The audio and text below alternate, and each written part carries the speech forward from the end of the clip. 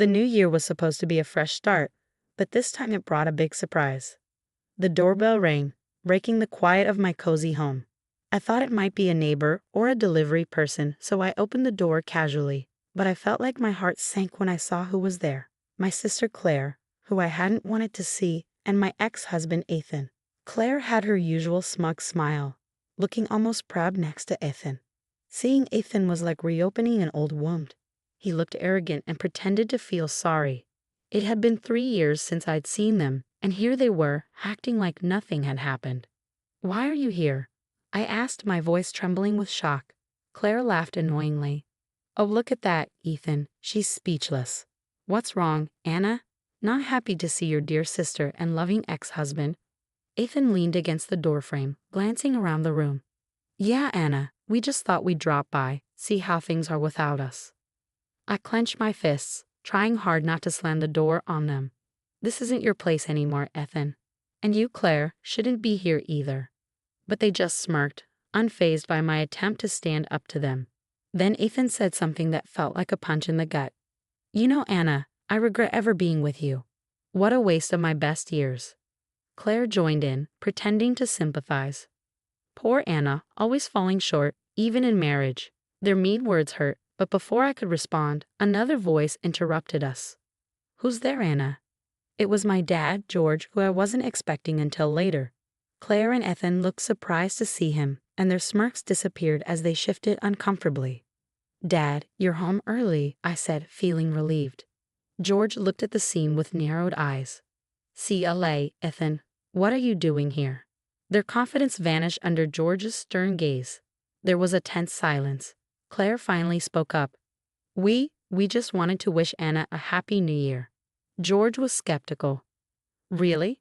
After all this time, you suddenly remember family on New Year's?" His tone was cold, hinting at hidden anger and disappointment. Ethan tried to regain control. "We also have some news, but maybe now's not the time." I knew their visit wasn't just about New Year's greetings. Their sudden arrival, smirks, and insults were all too familiar. A cycle of lies and manipulation. But I wasn't the same person they left behind. As they left awkwardly, promising to come back another time, I closed the door, feeling both relieved and anxious. Their return meant trouble, and this time, I had to be ready. After Claire and Ethan left, the house felt eerily quiet.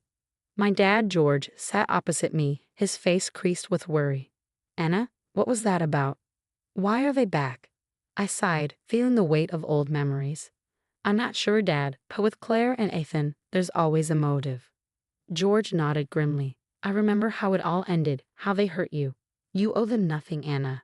His support was comforting, but there was a part of the story he didn't fully grasp. The depth of Claire's manipulation. It dated back to our childhood, a time that should have been carefree but was overshadowed by Claire's selfishness. "Dad, remember my 10th birthday? Grandma's porcelain doll?" I asked, my voice tinged with sadness. George's face softened.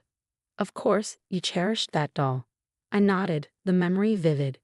"Claire broke it on purpose, then blamed me. She cried to Mom, saying it was an accident caused by me." George looked surprised. "I never knew that. Your mother always thought it was an accident." "That was just the start," I said, feeling the pain of old memories. "Claire always acted innocent, and I got blamed. She knew how to trick everyone around her." I saw regret in George's eyes, realizing what he hadn't seen before. "I'm sorry, Anna. I should have seen it." "It's not your fault," Dad said, his voice filled with regret. "We were all fooled by Claire," I replied, taking a deep breath. "Even with Ethan, she played us both. They deserve each other." George reached for my hand, offering comfort. "What matters is you're away from their drama now. Don't let them pull you back in." I nodded, trying to force a smile. Talking with Dad reminded me that the past wasn't forgotten. Claire and Ethan's visit wasn't just casual. It hinted at more trouble ahead. That night, I couldn't sleep. Memories of Claire's schemes, how she always seemed better than me in our parents' eyes, how she effortlessly won Ethan over. It all haunted me. Her return meant trouble, and I felt a growing sense of dread. But amid the chaos in my mind, I started to feel determined. I wouldn't be a victim again. I'd confront Claire and Ethan. Whatever they were planning, I was ready to fight back. In the days after Claire and Ethan's visit, their words and smirks kept replaying in my mind. I threw myself into work, hoping to distract myself, but the past wouldn't let go. Remembering my marriage to Ethan, once filled with love, now felt like walking on thorns. It all started wonderfully. Ethan was charming, attentive, everything I thought I wanted. We were happy, or so I thought. But then things changed. Late nights, excuses, and avoiding my questions. I trusted him, ignoring my doubts and gut feelings. Then, one day, everything became clear. I came home early from a trip, excited to surprise Ethan. But I was the one surprised. I found Ethan and Claire together, laughing in our living room. It was a moment that shattered my world. The confrontation was a blur of tears, accusations, and painful truths. Claire showed no remorse, simply shrugging off my pain. You were always too focused on work, Anna. Ethan needed someone, and I was there. It's not our fault he lost interest in you. Ethan's words were just as hurtful. I thought I loved you, Anna, but Claire is different, more exciting. We were never right for each other. Their betrayal cut me deeply, shattering my heart and trust. The divorce was swift, with Ethan and Claire flaunting their relationship. I was left to piece together my shattered life, feeling foolish and betrayed. Sitting in my office, memories swirled, igniting anger within me. How dare they come back after what they did? How dare they disrupt my peace? But it wasn't just anger. It was a burning need for justice. I wanted them to feel a fraction of the pain they caused. Revenge, once repulsive, now seemed like the only way to close this chapter. I've decided. I'll confront them, demand answers, but I won't be the heartbroken wife this time. I'll be strong. They underestimated me once. They won't again. I dialed Ethan's number, my voice steady, my resolve unshakable. Ethan, we need to talk. Meet me at the cafe on 5th Street tomorrow at noon. His surprise stammer was a small victory. Sure, Anna. Tomorrow, he replied before the call ended. For the first time in days, I felt in control. The game had begun, and this time I was playing to win. The next day, the cafe was bustling. I spotted Ethan at a corner table, looking tense. His attempted smile didn't reach his eyes. Anna, thanks for coming. I wasn't sure you want to see me, he said, sounding unsure. I don't, I replied sharply, sitting across from him. But I need answers. Why are you and Claire back in my life? Ethan squirmed. Things haven't been great for us after we left. We've had some tough times. I felt a bitter satisfaction seeing him uneasy. Tough times? You expect sympathy from me? No, of course not, he stammered. It's just that Claire is pregnant. We thought it's time to mend fences, for the sake of family. His words hit me hard. Claire pregnant? I felt a twinge of hurt, but skepticism took over. And you expect me to? What? Forgive you just like that? I asked, my voice filled with disbelief. It's not just that, Anna, Ethan said, avoiding my gaze. There's the matter of your father's estate. So that was it, the real reason behind their sudden return. It wasn't remorse or reconciliation. It was greed. You have some nerve, Ethan. You cheat, you leave, and now you come back for money. I felt my anger boiling over, my voice rising in the crowded cafe. People can change, Anna. We've been through a lot. We just want a chance to start over, to be a family, he pleaded. A family built on lies and deceit. I shot back, my heart pounding with anger. Just then, my phone buzzed. It was a message from Claire. We need to talk. Alone. My place. Tonight. I glanced at Ethan, my mind made up. Tell Claire I'll see her tonight. But understand, Ethan, this isn't a family reunion. This is me settling the score. Ethan looked taken aback as I stood to leave. I felt a strange sense of power. I'd been their victim for too long. But now, things were changing.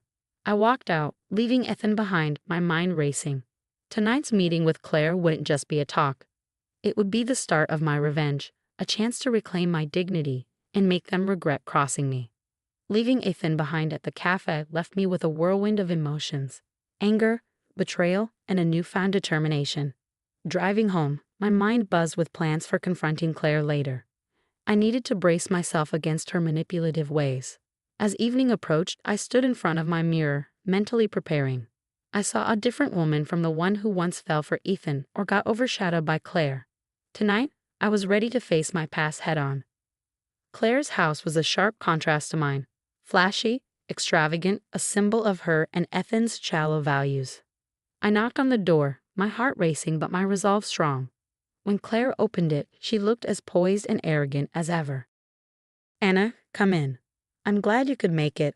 Her tone dripped with condescension, as if inviting me in was some kind of favor. Stepping inside, I took in the extravagant decor. "So Claire, why am I here? What do you want from me?" I asked, cutting to the chase. Claire led me to the living room, her movements graceful yet calculated. "I wanted to talk to you, sister to sister. It's been too long, and with the baby coming, I thought it's time we bury the hatchet." I almost laughed at her audacity. Bury the hatchet? After you stole my husband and now come back for my father's inheritance? Claire's expression hardened briefly before she composed herself. "Anna, let's be practical. Ethan and I need financial stability for our child. Your father's estate can help with that." Her greed was clear. "You expect me to just hand over what's rightfully mine after everything you've done?" "It's not just about the money, Anna," Claire said, falsely sincere. "It's about family. We're still sisters, after all." I stared at her in disbelief. "You lost the right to call me sister when you betrayed me." There was a heavy silence between us, tension thick in the air. Then Claire's mask slipped, revealing her true nature. "Fine. If you're going to be selfish, let's talk legalities. Dad's will favors the first grandchild. My baby will secure the inheritance for Ethan and me." Her words hit me hard. This was her plan, to use her pregnancy to manipulate our father's will in her favor. "You're unbelievable, Claire. You think you can manipulate everyone to get what you want?" "Not this time. I won't let you," I said firmly. Claire smirked, her eyes cold and calculating. "We'll see, Anna. We'll see how long you can keep up this act," she sneered. I turned to leave, my mind spinning. Driving away, a plan began to form. Claire and Ethan were playing a dangerous game, but now I knew the rules. It was time for them to realize I wasn't just a pawn in their twisted game. The days after my confrontation with Claire were filled with intense preparation for the looming legal battle over my father's estate. I sought out legal advice, determined to safeguard what was rightfully mine and my father's legacy from Claire and Ethan's greed. As I delved into the legal details, shocking news reached me. Ethan's business, once touted with confidence, had collapsed. They were drowning in debt, unable to sustain their lavish lifestyle.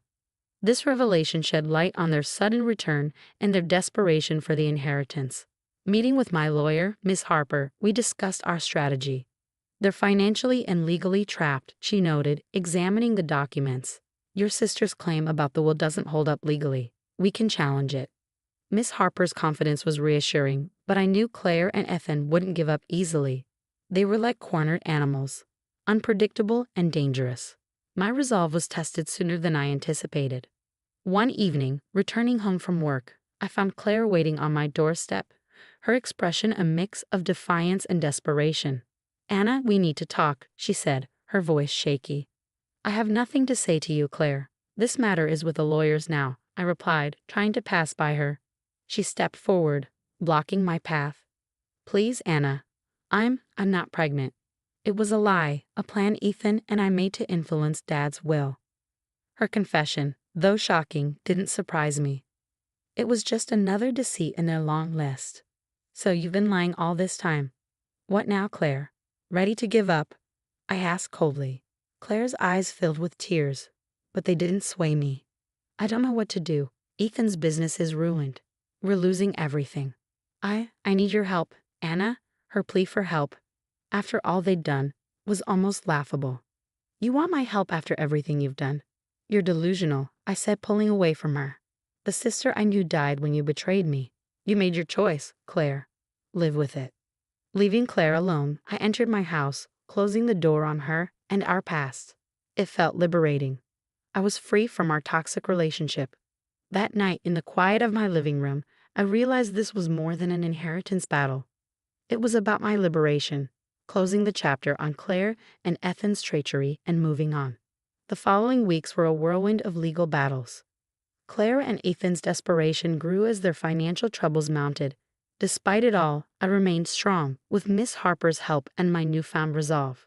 The day of the court hearing arrived, the atmosphere tense and charged. The courtroom was cold, contrasting sharply with the simmering emotions within. Ethan and Claire sat together, trying to maintain a facade of unity, but their strained appearances betrayed their true feelings. As the proceedings began, Miss Harper skillfully dismantled each of their arguments. Claire's lie about her pregnancy was exposed, further weakening their case. I watched Claire as the reality sank in. The confident, manipulative sister I once knew was gone, replaced by someone consumed by the consequences of her actions. During a recess, Claire approached me, desperation in her eyes. "Anna, please. I know I don't deserve your mercy, but we're ruined. We have nothing." Her words, once persuasive, now had no effect on me. "You brought this upon yourselves, Claire. You chose greed and deceit, and now you must face the consequences." The final judgment was a clear win for me. The judge ruled in my favor, ensuring that the inheritance rightfully stayed with me. Claire and Ethan left the courtroom defeated, their schemes crumbling.